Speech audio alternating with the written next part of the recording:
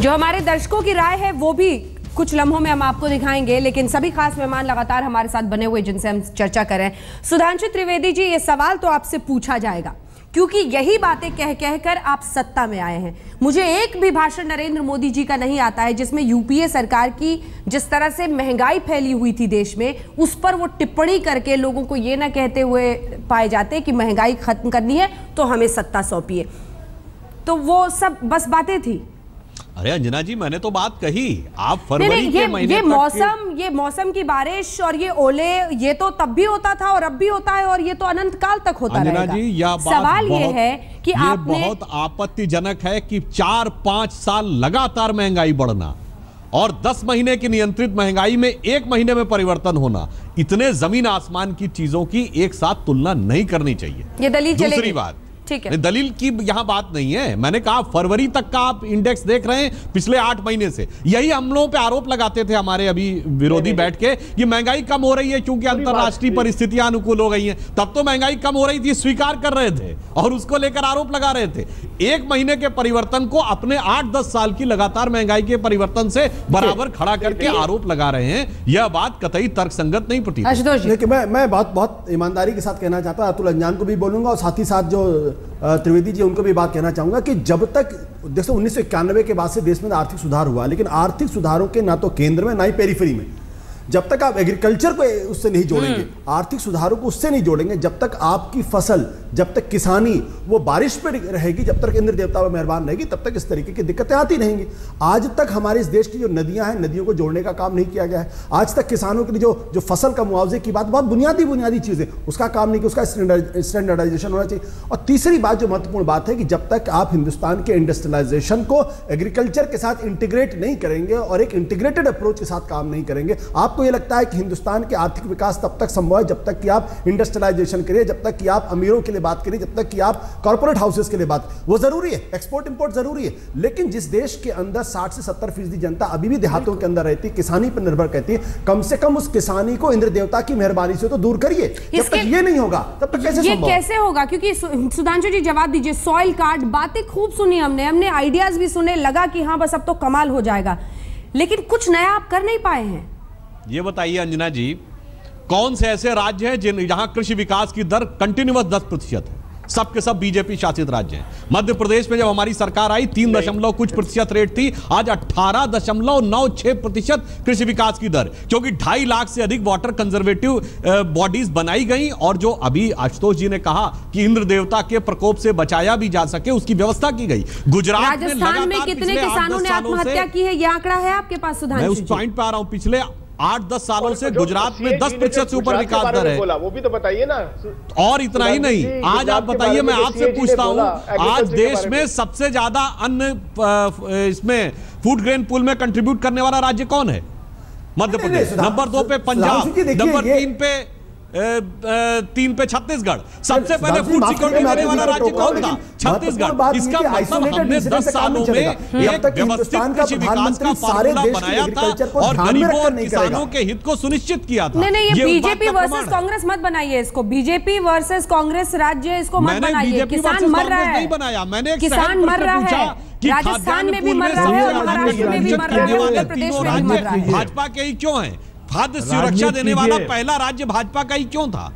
इसका जवाब दीजिए ना। जो हमारी नीति और नियत पर प्रश्न चिन्ह उठा रहे हैं, उसका उत्तर या आंकड़े और या आपने किसानों की बीमा पॉलिसी कराई, कृषि बीमा कराया, इस बुनियादी मुद्दे पर बात कीजिए ना। भारतीय जनता पार्टी तो अब ये मैं कहूं, नहीं सुधांशु जी बड़े अदब के साथ कहूं, आपने कहा कि आप जहां जहां बीजेपी का शासन उत्पादन बढ़ गया और बीजेपी का शासन देश पर हो गया, ये महामारी आ गई जो किसान आत्महत्या कर रहे हैं, चाहे राज्यों की वजह, केंद्र में तो आप है ना। इस तरह की बात मत बोलिए, ये प्रश्न राजनीति का नहीं है, ये प्रश्न है एक साथ मिल करके इंटीग्रेटेड पॉलिसी बनाकर देश को ले जाने का। महंगाई आपके यहां नहीं बनी, दिल्ली में 105 रुपए किलो टमाटर बिक गया आपके राज्य, 90 रुपए किलो मटर बिक गई। आप क्या बात कर रहे हैं? सवाल है कि कैसे इसको दूर किया जाए, इस पर चर्चा कीजिए। सलमान सोह साहब।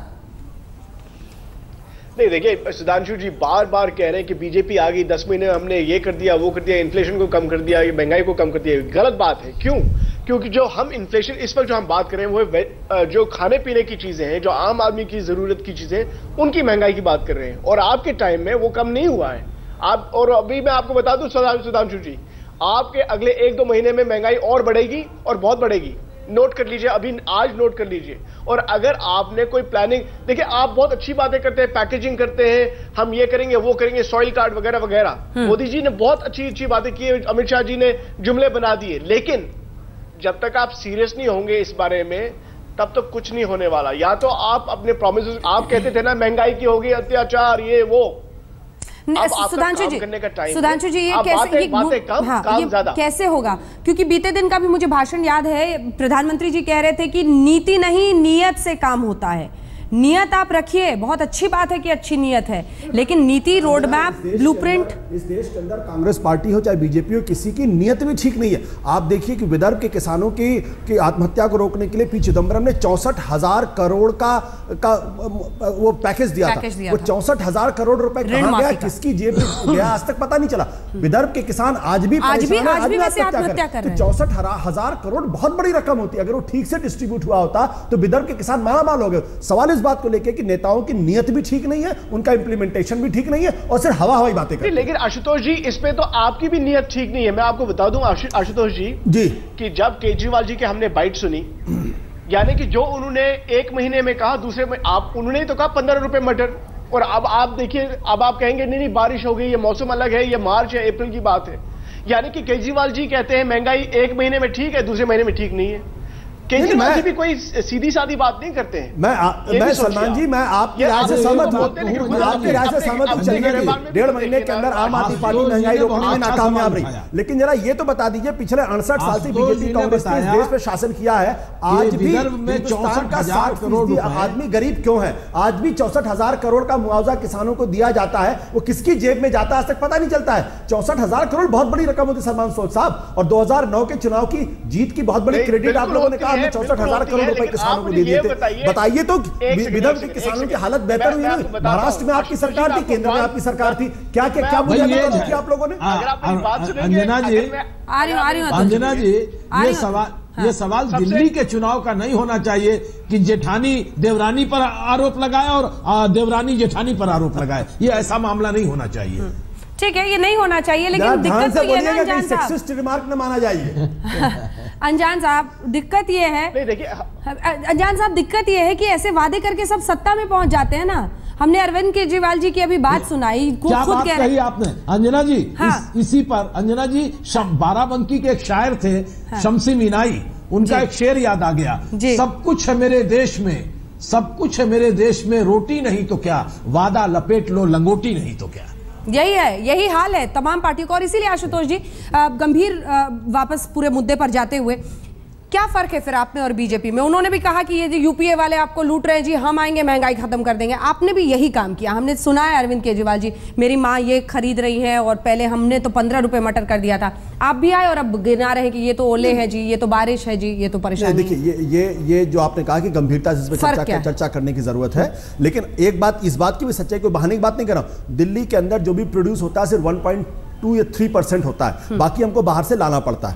दूसरी बात, बहुत सारी चीजें मिसमैनेज, तो पहले भी पता होगा ना सर, आपकी बात बिल्कुल सही, बिल्कुल, मैं कोई बहाना नहीं दे, मैं कह रहा हूं कि आज की तारीख में दिल्ली सरकार को भी फॉरवर्ड प्लानिंग करनी पड़ेगी, मिसमैनेजमेंट करना पड़ेगा, जो होर्डिंग्स करने वाले उनको क्रैकडाउन करना पड़ेगा, और जो होर्डिंग्स करते हैं उनको सलाखों के पीछे पहुंचाना पड़ेगा। जब तक ये अंदरूनी कलह से पार्टी को टाइम नहीं मिल रहा, पार्टी छोड़िए, पार्टी अंदरूनी कलह के बावजूद सरकार पर उसका कोई असर नहीं पड़ा। आपने देखा कि हमने किस तरीके से जो हेल्पलाइन नंबर जारी किया, हमने बिजली और पानी के दाम कम किए, हमने जो, और शिक्षा के, हेल्थ के क्षेत्र, स्वास्थ्य के क्षेत्र में बहुत बड़ा रिफॉर्म हम करने जा रहे हैं। तो मैं आपसे कह रहा हूं, मैं अपनी सरकार को बख्शने वाला नहीं हूं, लेकिन मैं साफ तौर पे कहना चाहता हूं कि जो पिछले 65 साल का मिसमैनेजमेंट है उसको ठीक करने में टाइम लगेगा, ब्यूरोक्रेसी की जो आदत है उसको बेहतर करने में टाइम लगेगा। ये मतलब किसानों और कंज्यूमर और महंगाई भी आप ब्यूरोक्रेसी को ठीक करके बिल्कुल करेंगे। सब कुछ ठीक करना पड़ेगा। एक आदत जो चली आ रही है, उस आदत को फौरन 2 मिनट के अंदर आप नहीं बदल सकते हैं। हाँ अतुल जी, नहीं बात सही कह, आशुतोष जी ठीक कह रहे हैं, आशुतोष जी ठीक कह रहे हैं। ये वक्तव्य हम भी देंगे कि 65 साल से देश में ऐसा हो रहा है, इसलिए हम अब सरकार में आ गए तो बदलने में टाइम तो लगेगा, लेकिन जब तक हम बदलते नहीं, हम सत्ता में आते नहीं, तब तक हम हर तरह की बात बोलेंगे। अरे भाई, आपके पास अवसर मिला है अब, इसको करने का बिल्कुल करेंगे, आप चिंता मत करिए। ये आशुतोष जी व्यक्तिगत आप मेरे मित्र हैं और सुधांशु जी मेरे छोटे भाई हैं। मैं दोनों से ही कहूंगा कि युद्ध बंद कीजिए, तीनों ही लखनऊ से राजधानी है, सारी दुनिया देखती है। आप अपना झगड़ा बंद कीजिए, सारी दुनिया देख रही है। कर लीजिए, समर्पण कर दीजिए और चाहे उनका वध कर दीजिए, लेकिन ये झगड़ा बंद कीजिए। सुधांशु जी जल्दी से ब्रेक पर जाना है। देखिए, मैं सिर्फ यह कहना चाहूंगा कि कह तो सब रहे हैं, करके किसने दिखाया है? क्या यह सत्य नहीं है? जब हमारी पिछली इस सरकार को आप आंकड़े को देख लिए, चलिए छोड़ दीजिए, पिछली सरकार हमारी 98 में आई, महंगाई दर कहां थी? 9.5%। जब हमने छोड़ा तो क्या थी? 5%। क्या यह यथार्थ नहीं है? तो हम लंबे समय, जब समय दीजिए, हमने कम करके दिखाया है। जैसे किसी खिलाड़ी की परफॉर्मेंस आप लंबे कैरियर में देखेंगे, एक दिन में गड़बड़ हो गया एक वनडे में, तो आप सारा का सारा डिस्कशन उसी पे करने लगेंगे। एक महीने पे मैंने कहा मेरा 10 महीने का रिकॉर्ड देखिए, राज्य सरकारों का 10 साल का रिकॉर्ड देखिए, पिछली एनडीए सरकार का 6 साल का रिकॉर्ड देखिए। इसलिए हम तथ्यात्मक आधार पर विश्वास के साथ कह रहे हैं। एक ब्रेक के लिए हमें रुकना पड़ेगा, करेंगे एक ब्रेक के लिए हमें रुकना पड़ेगा। लेकिन काश सुधांशु त्रिवेदी जी, आंकड़ों का आप हवाला दे रहे हैं, वो आंकड़े परोस कर कोई किसान अपने बच्चों का पेट भर देता, आत्महत्या तो नहीं करनी पड़ती उसे। ब्रेक के लिए आज मेहमान हमारे साथ बने हुए हैं, लेकिन वक्त हमें इजाजत इतनी ही देता है कि हम सबसे जल्दी से क्विक रिमार्क्स ले लें। आपसे शुरुआत करते हुए अतुल अंजान जी, अब सवाल यह है कि ये तस्वीर बदलेगी कैसे, सूरत कैसे बदलते हुए देखेंगे हम?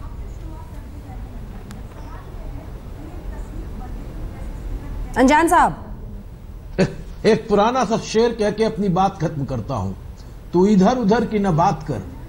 हाँ, मैं कह रहा हूं कि अभी वक्त लड़ाई झगड़े का नहीं है। तुम खराब थे, हम खराब थे, और वो खराब थे तभी तो तुमको लाया गया, वो खराब थे तब आप आए। अब आज आप करके दिखाइए, वो चाहे दिल्ली की सरकार हो और चाहे केंद्र की सरकार हो, चाहे बिहार की सरकार हो और चाहे मध्य प्रदेश की सरकार हो, चाहे राजस्थान की सरकार हो, बदलाव कीजिए। और बदलाव कर किसानों के सवाल पर जितनी राहत दे सकते हो, एकजुट होकर के राहत दो। मैं फिर कह रहा हूं, प्रधानमंत्री जी नरेंद्र दामोदर दास मोदी जी, देश इन 9 राज्यों के मुख्यमंत्रियों की, कृषि मंत्रियों की तत्काल बैठक बुलाइए और ये मत देखिए कि कितना % बांटा है, इसको बचा लोगे तो देश बच जाएगा, और नहीं तो फिर एक शेर में कह के अपनी बात खत्म करता हूं कि तू इधर उधर की न बात कर, ये बता कि कारवां क्यों लुटा, मुझे रहजनों से गिला नहीं, तेरी रहबरी का सवाल है। बिल्कुल। सो साहब, देखिए, अब वो टाइम नहीं है कि जिसमें ये सिर्फ कहेंगे कि हमारी नीयत साफ है। अगर ये रोड मैप कुछ बनाए, अंजना जी आपने बहुत अच्छी बात कही, जो डेटा होता है, जो हम आंकड़े कहते हैं जिसको, उससे किसी का पेट भरता नहीं। अगर आप देखेंगे किसानों को एक हिसाब से इन्होंने प्रॉमिस किया कि भाई आपको 50% प्रॉफिट मार्जिन देंगे, वो तो बात बिल्कुल खत्म हो गई, उसको कहीं किसानों को रखा नहीं। दूसरे साइड से कंज्यूमर जो है वो भी पिस रहा है, उनको भी बहुत पैसे निकालने पड़ते हैं। ये बीच में जो चेन है उसमें क्या हो रहा है, उसको बड़ी सबके देखिए सोल्यूशन सबके, हर किसी को पता है कि क्या होना चाहिए, इस गवर्नमेंट को भी पता है क्या होना चाहिए, लेकिन अब एक्शन का टाइम है। अगर अभी भी इस साल में नहीं तो अगले साल तो कभी तो कुछ मैं बड़ी बुनियादी बात कहता हूं। बुनियादी बात यह कि हमें खुद खेती किसानी को लेकर जो माइंडसेट है वो माइंडसेट बदलना पड़ेगा, और कहीं ऐसा ना हो कि 1991 की तरह हमको अचानक माइंडसेट बदलने की जरूरत है। दूसरी बात, जो आपका आर्थिक सुधार है, उस आर्थिक सुधार को खेती किसानी से जोड़ना पड़ेगा, उसको मॉडर्नाइज करना पड़ेगा। और तीसरी बात, हिंदुस्तान की तमाम नदियों को जोड़कर एक जाल बिछाना पड़ेगा, ताकि जो ये बरसात पर देवता पर निर्भर है हमारी खेती किसानी, वो दूर हो सके। और चौथी बात, भ्रष्टाचार पर जबरदस्त क्रैकडाउन करना पड़ेगा। सुधांशु जी, देखिए, ये बात सही है, जो इंडो गैंजेटिक प्लेन है दुनिया का सबसे बड़ा, सबसे fertile, highly densely populated plain है। इसमें किसान सेंट्रिक हमें योजना बनानी होगी, हम लोग बना भी रहे हैं, और हमारी नीति में अंतर है। हम किसान को बख्शीश देकर नहीं काम करना चाहते, उसको सशक्त और स्वावलंबी बनाकर किसान का हित करना चाहते हैं, जो हमारी राज्य सरकारों ने किया भी था। इसकी कई पहल हमने पिछली सरकार में की थी, और इस सरकार में हम उस दिशा में निरंतर आगे कई योजनाओं के साथ बढ़ रहे हैं। हर कोई जो ये शो देख रहा होगा, और अगर कुछ किसान देख रहे होंगे, हर किसी का मन कर रहा होगा कि आपकी बात पर यकीन कर ले, लेकिन जो सरकारें रही हैं, जो पिछले कुछ महीनों का हाल रहा है, इसीलिए लोग बिल्कुल हताश निराश हो रहे हैं। और ये वो वक्त है जब वाकई प्रधानमंत्री को सामने आकर कुछ सख्त कदम उठाने होंगे। इसी के साथ हमारे हल्ला बोल कार्यक्रम में इतना ही। आप सभी का बहुत बहुत शुक्रिया। लेकिन ब्रेक के उस पार जब आएंगे तो आपका जवाब क्या? लोग ये मानते हैं कि नरेंद्र मोदी की सरकार नाकाम रही है महंगाई के फ्रंट पर। ब्रेक के बाद आप देखते रहिए।